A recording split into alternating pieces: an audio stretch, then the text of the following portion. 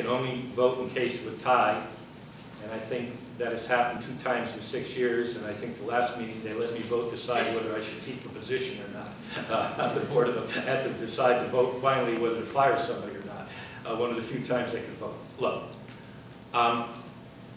historically we know whether it's Mayor Esposito, Mayor Knopp, Mayor Moccia, the battle that always goes on between the city and the Board of Ed on budgets, and should they get enough, are they getting enough, how much percentages should they get.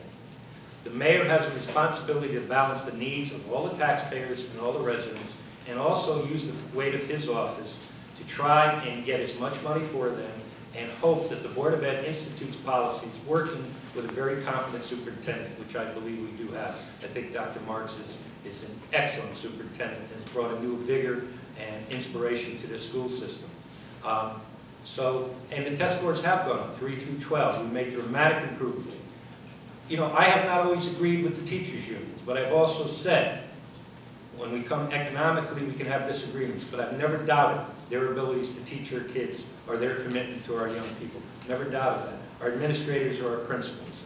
So the mayor does not appoint the super, does not appoint the Board of Ed. Once the money is given to them, does not have any power over allocation. What he can do is to hope to use the influence of this office to continue to work with the Board of Ed and superintendent to allocate those funds in the proper manner, ensure that every tax dollar is being spent in the best possible way to ensure that our kids get the best education they can. Test scores are improving. We're making gains. We still have a ways to go. But I believe that, and I have been in the schools as much as any mayor in recent history. I know what's going on. We're doing great things.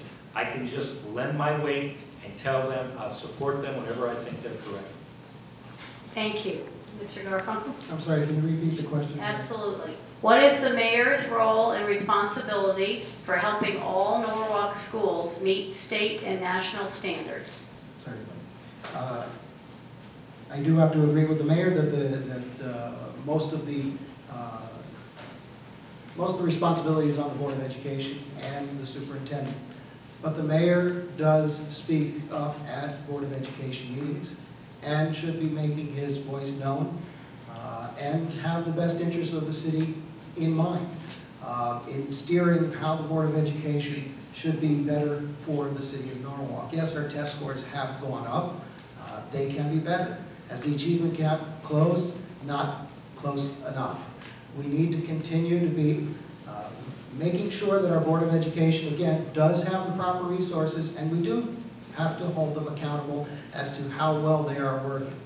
But, again, the mayor has a say as to how he would like the outcome of the education process to be done, and works closely with the Board of Education members that are within his party or within the opposite party to network with them to make sure that we can have a better education process and we do uphold the standards. And if we can't find it from within, then again, the mayor can, at least on the budgetary side of this, be able to find funding from outside, corporate funding or corporate programs or resource monies from other organizations that could help and supplement our education process to make it a better one. Any other comments? Yes. No. No. You're okay? All right.